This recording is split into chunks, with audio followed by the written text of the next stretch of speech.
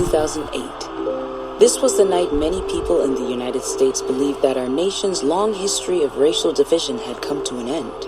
We were entering what was optimistically called post-racial America. But in the decades since the American people elected the country's first black president, most of our nation's most complex social issues continue to revolve around race. Why is this such a stumbling block for us? What will it take for us to finally come together? Can the issues of race ever truly be overcome? Or is it just human nature to divide ourselves along racial lines? There are a lot of people who believe that racism is there, it's always going to be there, there's nothing you can do about it, you know, you are the race you are, blah, blah, blah. And I say no, this is something we made up. Wait, what? This is something we made up. So if we made race up, what's the story? A closer look at history reveals that the story of race is a story of labor. Most of us were taught that North America was initially colonized by those seeking religious freedom. But in fact, most Europeans, including the Pilgrims, came for land and economic opportunity. At that time, there was no concept of race as we know it. No one identified by the color of their skin, but by their country of origin. French, English, Dutch, Spanish. By the early 17th century, the colony's plantation economy was booming. This created a massive need for cheap labor, a need largely filled by poor European immigrants. Some landowners also used enslaved people from African nations, but at the time, an enslaved person's status was not lifelong. One could gain their freedom. However, in 1676, enslaved Africans joined with European indentured servants in a large rebellion against the colonial government in Virginia. Alarmed by the natural alliance between the indentured and enslaved, the ruling class passed a series of laws that segregated and permanently enslaved those of African descent, while also giving their European counterparts new rights and status. This divide and conquer strategy paved the way for what would become an organized system of racial chattel slavery. And that was how you kept a system in place. And why you had white people who were poor not challenging the system, because they were sold a bill of goods that somehow whiteness was going to include them in all the benefits of society. The first legal use of the term white appeared in 1691 in a document created by the colonial government of Virginia, used intentionally to differentiate people by the color of their skin rather than their nation of origin. In 1790, Thomas Jefferson put forth the first U.S. national census, which placed the population into the categories of free white males, free white females, and all other free persons. Enslaved black people were counted as well, but only as 3/5 of a person. Native Americans weren't counted at all. And at its first seating, Congress passed the Naturalization Act, which stated that only free whites could become United States citizens. You have to be white. That was the first thing they said. The very first thing. You have to be white. What humans have done is ascribe meaning and difference to skin colors and then use those meanings to create hierarchies. And so when we say race is socially constructed, it's about the ways in which humans have created hierarchies related to racial difference. The construct of race as a way to assign value to human beings became woven into the structures of this new nation, with white people valued above all others. This ideology has been upheld and reinforced throughout our country's history, continually seeking legitimization through pseudoscience, civil policy, and bad theology, all examined through a white lens. White supremacy is the idea that not only is it great to be white, but it's better than anybody else. It's better than any other color. It is the best. The way that white folks do things, the way that white folks think, the way that white folks do church, the way that white folks write and talk about God, it's better than anybody else. As a person of color, I notice this when I walk into denominational headquarters or I walk into seminaries and Christian colleges, and I look at all the important people of that denomination, and they're old white men. And it's telling me that for the history of this denomination, or for the history of this Christian college or university, they believe that the only important people to put up on the walls are old white men. That implicitly is affirming or asserting white superiority. Whiteness became a culture in and of itself, to be defended at all cost. In the 19th century, Chinese immigrants became another target of racially biased policies. And because there was this fear that these Chinese laborers were stealing good white men jobs, as if those jobs belonged to them, this sentiment kind of emerged and swelled and ultimately led to the Chinese Exclusionary Act, the one and only time we excluded an entire group of people from being able to immigrate into our country just based off their ethnicity.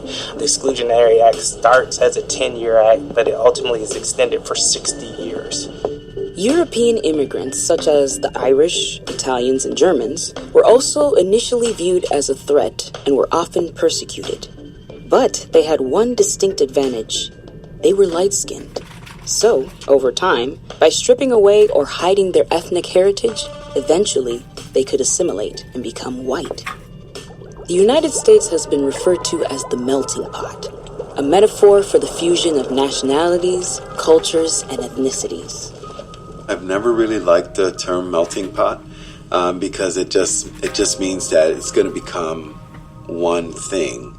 And so who decides what the one thing is? When you're the minority, that means that everything of yours is lost. It seems the metaphor of the melting pot, in truth, is a push for white homogeneity rather than an embrace of diversity. My own children are way lighter skinned than I am. And what's happened, I think, even with my children, is that our celebrations and our language are slowly dissipating and disappearing. And I wonder what my grandchildren will be like. They'll be, and I keep thinking they'll be the next white generation. Today, the concept of race and the structures that hold up whiteness as the norm have become so embedded in our culture that it's extraordinarily difficult for most white people to see the ways they influence life in this country. Because being white is what's normal, and it's normal for everybody. It's just what it means to be human. We don't think of it in racial terms. And so my question's always been like, what is white culture? Let's talk about that. And that's hard to define, because really what there might be alluding to is white supremacy.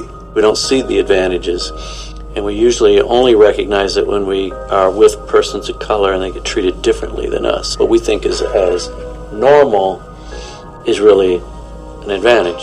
And the advantages are often stark. A 2016 national study of household wealth found that the median net worth of white families was 8 times higher than that of Hispanic families and 10 times higher than that of black families. Another 2016 study revealed that black, Hispanic, and Native American children are more than twice as likely as white children to be living in low-income homes. When we focus on what makes us, quote, the same, it denies the fact that our lives are not the same. And we live in different worlds with different realities. And so when we focus on the things that make us the same and we can't agree on humanity. I think what we have done with race is evil. I mean, I'm of the belief that difference is not evil. You and I did not start this system of race and white supremacy. But if we do not actively work at uncovering our own inherent bias and tearing down the system, we are guilty still of supporting it. We need to recognize that we do live in a society that is oppressive to people of color and has a long history of white supremacy. This has always been who America is. The dissolution of the American exceptionalism dream. We're realizing sort of in our collective consciousness that we're no better than any empire that's ever come before.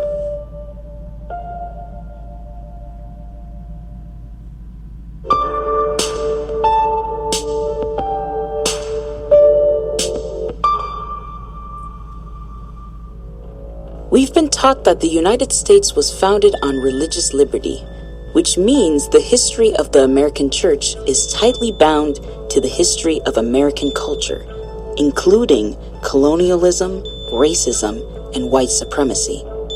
But how is it possible that a religion founded in the boundless love and compassion of Christ could ever align itself with the ideologies that have only brought harm?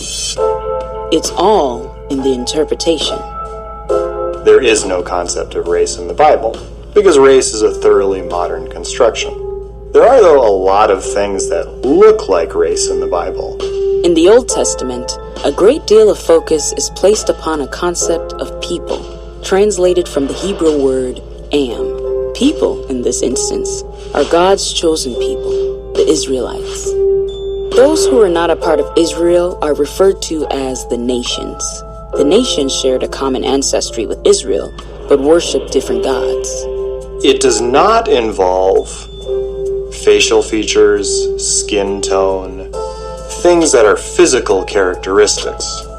In the New Testament, we find a similar divide between Jewish people and non-Jewish people, who are called Gentiles. And so, while there are components of national identity, components of cultural identity, they're all subsumed under this question of, what's your religious identity? The white church in the U.S. would often interpret these passages about ancient religious divides as parallels to the racial divides that were deemed essential to the success of the American experiment. In American theology, that divide then gets applied white versus other. Israel equals white Americans, the nations equals the others. In the book of Joshua, we see the Israelites invading and eradicating many nations.